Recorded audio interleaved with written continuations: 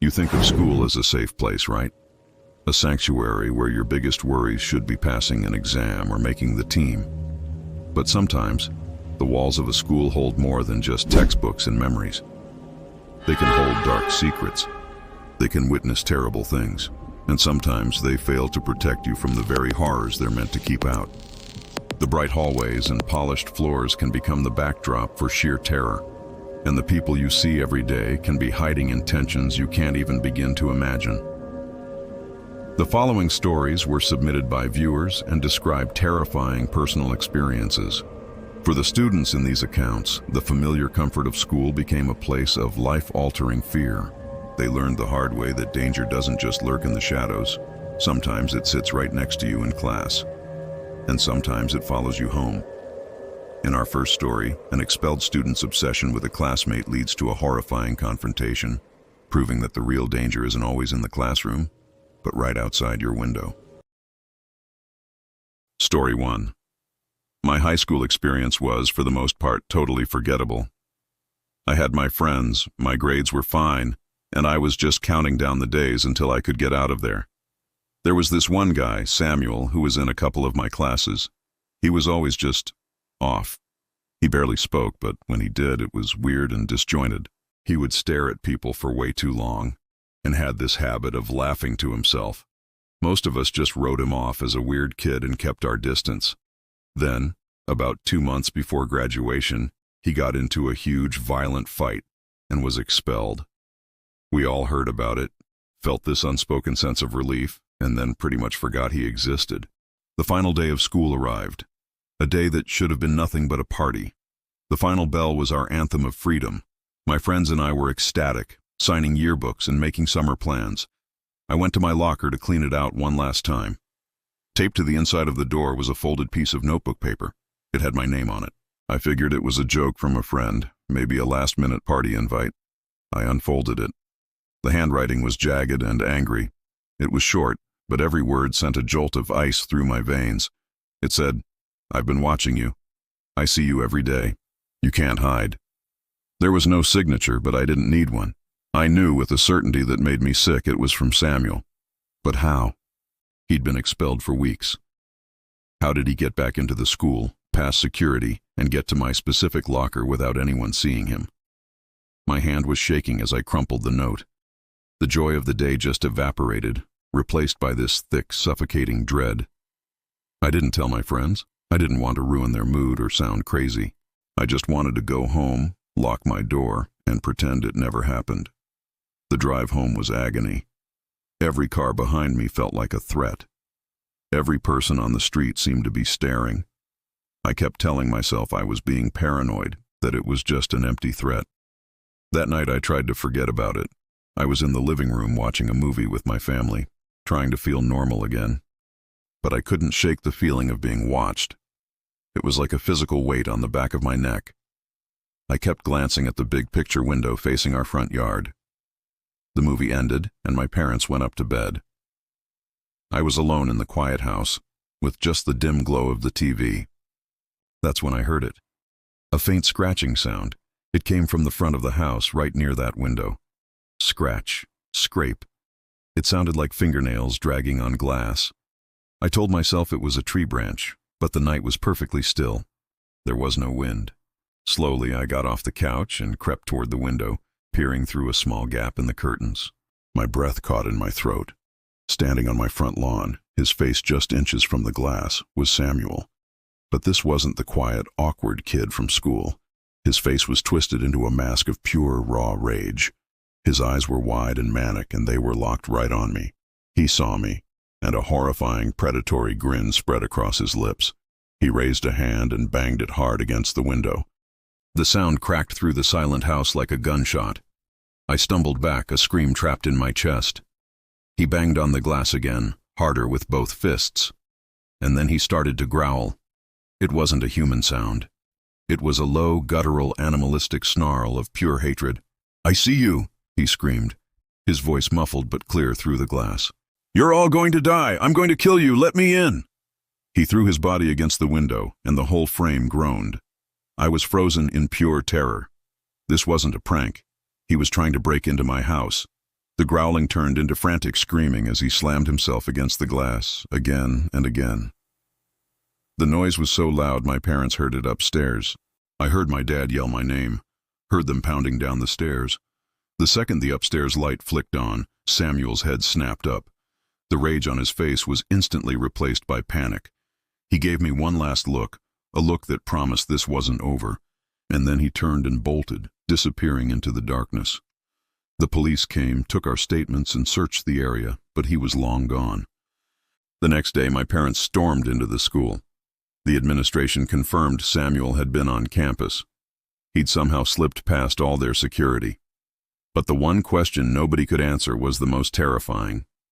How did he know where I lived? He was just a ghost from the hallways. Yet he found me.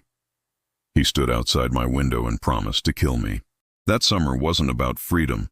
It was about drawn curtains, double-checked locks, and the constant, chilling fear that the monster from school was still out there, watching. It's terrifying to think someone you see every day at school could harbor such dark intentions. But sometimes the threat doesn't come from a fellow student. Sometimes it comes from complete strangers who see a school not as a place of learning, but as an easy target. Our next story is from a student whose ordinary day was shattered by intruders with a horrifying pile. Story 2. I was in the 6th grade, and my elementary school was pretty standard. It had a big open yard for recess, surrounded by a chain-link fence. That fence was our biggest weakness. Hidden by some overgrown bushes, there was a spot where the fence had been pulled up just enough for a kid to squeeze under. We all knew about it. Teachers would fix it, but a week later, it'd be pulled up again. We used it to grab soccer balls that went over. We never, ever thought of it as a real danger. One sunny day during lunch recess, I was hanging out near that spot with a friend. That's when we saw them. 3 older kids, probably high schoolers, were crouched by the fence. We'd never seen them before. One by one they shimmied under and onto school grounds. And leading them was a kid I did recognize, an 8th grader from our school named Sven. Something felt wrong immediately. It wasn't just that they were trespassing. It was how they moved. Quiet, purposeful, their eyes scanning the school building. They weren't here to play. They each carried a heavy overstuffed backpack. Sven pointed them toward a side door of the school that was usually propped open on warm days. My friend and I looked at each other, sharing the same uneasy feeling. This was not right. We ran and found a playground monitor, Mrs. Davison. We told her what we saw, pointing to the group now trying to blend in with the younger kids. Mrs. Davison's friendly face went stern. She immediately started walking toward them, speaking into her walkie-talkie. Another teacher joined her. We watched from a distance as they confronted Sven and the 3 strangers. The conversation looked tense. We couldn't hear, but the intruders were angry and defensive. Sven looked terrified. Then, the gym teacher, Mr. Harris, reached out and took one of the backpacks. He unzipped it. His face went pale. He said something urgently to Mrs. Davison, who immediately spoke into her walkie-talkie again. Less than a minute later, the fire alarm blared across the yard. But it wasn't the normal fire drill sound. It was faster, more frantic. Teachers were yelling, their voices filled with a panic I had never heard. Go now to the evacuation point. Don't stop for anything." Chaos erupted as hundreds of kids started running across the field. As I was running, I glanced back over my shoulder. I saw Mr. Harris holding the open backpack. Inside, I could clearly see a red gasoline can and a bundle of rags. The other teacher was holding a second backpack filled with tools, hammers and lighters. The realization hit me like a punch to the gut. They were going to set the school on fire, with all of us inside. By the time we reached the edge of the property, sirens were screaming in the distance. Police cars swarmed the school entrance. The teachers herded us together, trying to do a head count while keeping us calm. But we weren't calm. We were terrified. The school shut down for the day. The police took Sven and the 3 others into custody. The next day, the atmosphere was completely different. The gap in the fence was sealed with concrete and thick wire. Security guards patrolled the perimeter. But it didn't make us feel safer. It just reminded us of how unsafe we had been. It turned out Sven had been bullied by the older kids and agreed to help them sneak in to get revenge on a teacher. If my friend and I hadn't trusted our gut and told someone, they might have succeeded. The thought of what could have happened, the smoke, the panic, haunted me for years. It taught me that danger isn't always a monster in the dark. Sometimes it's a group of kids with heavy backpacks, slipping through a fence on a sunny afternoon. A stranger trying to harm you is one thing, but being betrayed by someone you trust is a completely different kind of horror. The next story is a harrowing account of what happens when that trust is not only broken but used as bait, leading to a nightmare that didn't end when the school day did. Story 3. Moving to a new town in Pennsylvania and starting at a new junior high was rough. I didn't know a soul, and that middle school desperation to make friends is a powerful thing. So when a couple of girls, Sarah and Jessica, started being friendly, I was thrilled. They invited me to sit with them at lunch and actually laughed at my jokes. After about a week, they invited me to hang out with some other friends after school at a cool spot in the woods behind the school. I agreed immediately. The final bell rang and I met them at the flagpole. We walked together, laughing, down a path that led into a dense patch of trees. The deeper we went into the woods, the more the playful vibe started to fade.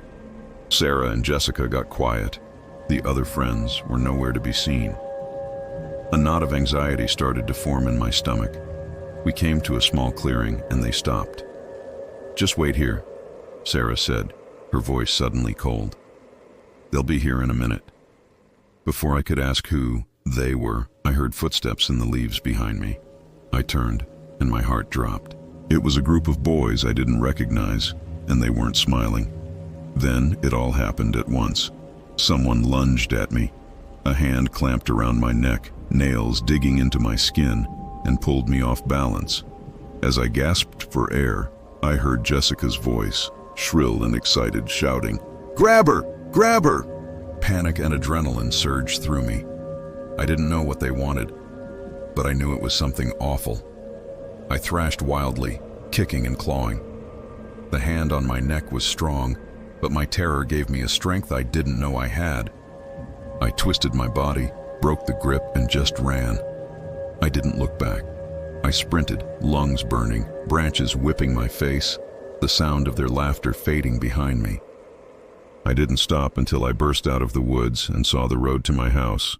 I slammed the door behind me, a sobbing, hysterical mess. When my mom saw the deep, bloody scratches on my neck, her face turned white with rage. We took photos and went straight to the principal the next morning. With the pictures, there was no denying what happened. Sarah and Jessica were questioned and a couple of days later expelled. For about a week, I felt a fragile sense of peace. I was shaken and my trust was shattered, but I thought the worst was over. I thought I was safe. I was wrong. About a week after they were expelled, I woke up in the middle of the night. My room was pitch black, but something felt off. There was a draft. I always slept with my window locked, but a cool breeze was drifting into my room. I sat up in bed, my heart starting to pound. My window was on the first floor, but it was still a decent drop to the ground. Why was it open? As my eyes adjusted to the dark, I saw it. The window was wide open, and silhouetted against the faint moonlight was the shape of a person, halfway out of my window. Just as I processed what I was seeing, my bedroom door flew open and my dad, woken by some noise, flicked on the light. In that blinding flash, I saw a leg and a dark sneaker disappearing out of the window. The person was gone in an instant. My dad yelled and ran to the window, seeing a figure sprint across our lawn and vanish into the trees. He jumped in his car to chase them while my mom called the police. They never caught who it was.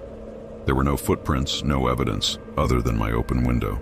We never knew if it was one of the boys from the woods, or maybe even one of the girls coming back for revenge. The not knowing was the worst part. For months I lived in a state of constant fear. Every creak in the house made my heart race. I couldn't sleep without a chair wedged under my doorknob and my window nailed shut. The attack in the woods was terrifying, but the silent intruder in my bedroom destroyed the one place I was supposed to feel completely safe, my own home. An intruder in your home is one of the deepest violations of safety there is, but a school itself can have its own security nightmares. Modern schools often rely on technology to keep students safe, but as this next story shows, even the most advanced systems are only as strong as their weakest link. Story 4.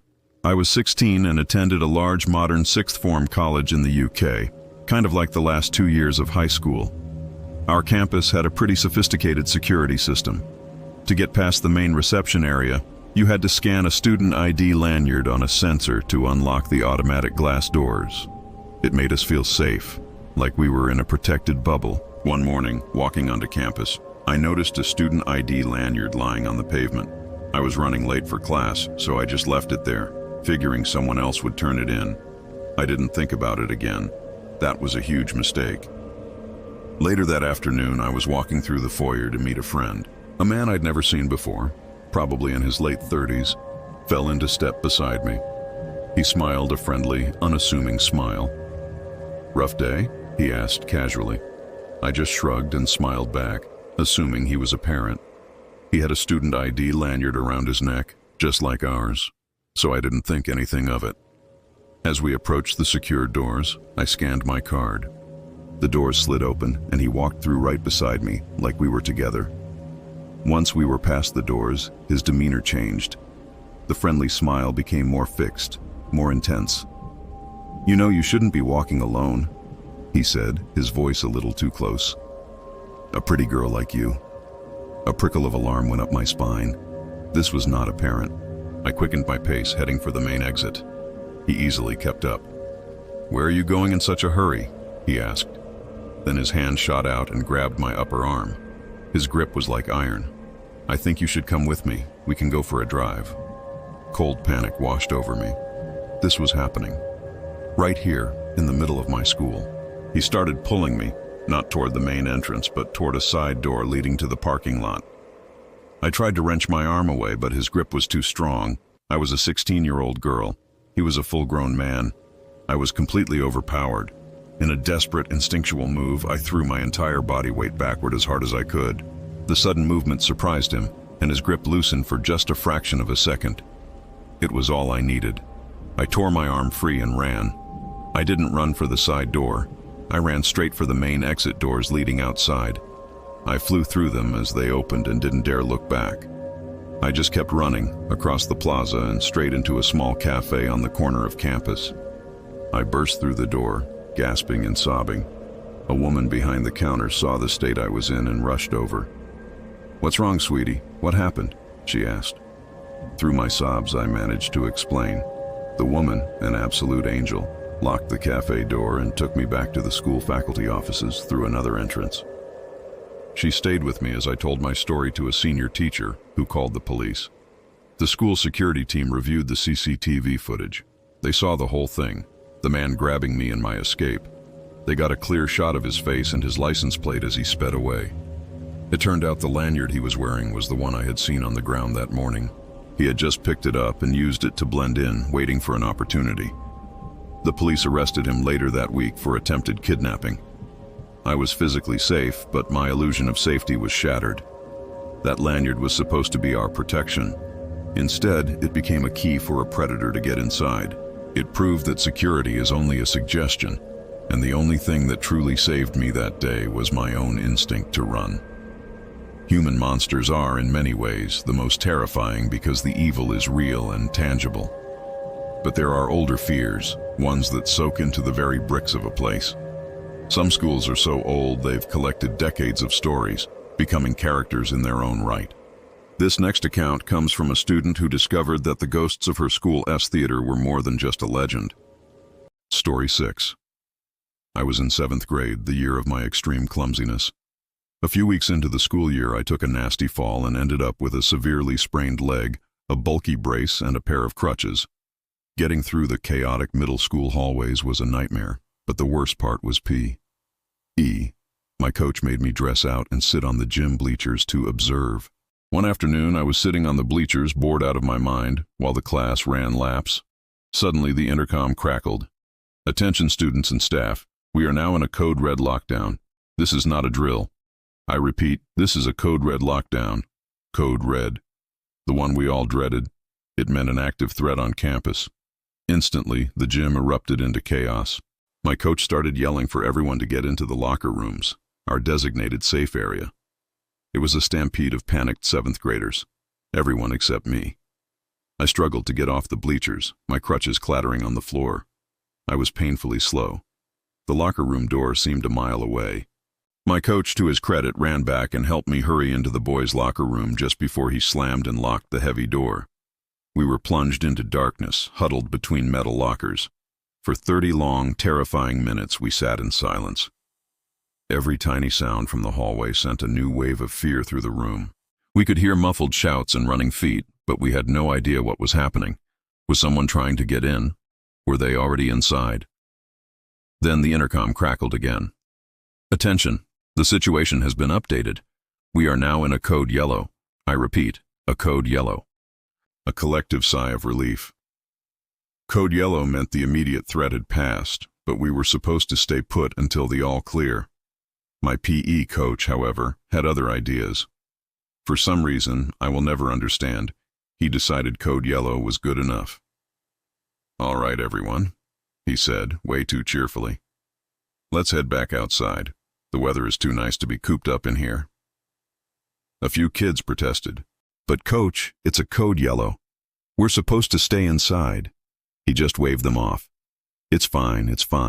The office is just being cautious. Let's go." And with that, he unlocked the door and led our entire PE class out of the secure locker room. The hallways were eerily empty. Every other classroom door was shut and locked, paper covering the windows. We were the only people out. And then he led us outside, back into the open field next to the school. I was more terrified in that moment than I had been during the entire code red. We were completely exposed. If there was still a threat, we were sitting ducks, an entire class of kids out in the open, led there by the one adult who was supposed to protect us. The feeling of vulnerability was suffocating. I kept scanning the parking lot, the tree line, expecting to see something horrible at any moment. We spent maybe 10 minutes outside in that tense silence before the real all clear was given. Other classes slowly emerged, their faces confused when they saw us already outside. The threat, it turned out, was a false alarm, but we didn't know that. My coach had gambled with our lives on a hunch. That day, I learned that sometimes the biggest threat in an emergency isn't the danger itself, but the person you're trusting to lead you through it. The final bell doesn't always mean you're safe. As these accounts show, the places we believe are most secure can harbor unimaginable dangers. The fear these students felt is real, and their stories are a chilling reminder to always trust your instincts. If you have a true, scary story you'd like to share, please submit it to the email in the description below. Your story could be the one that helps someone else stay safe. And if these stories sent a chill down your spine, don't forget to hit that like button and subscribe for more true horror stories every week. Thank you for listening. Stay aware and stay safe. You never really know what's going on just beyond the classroom door.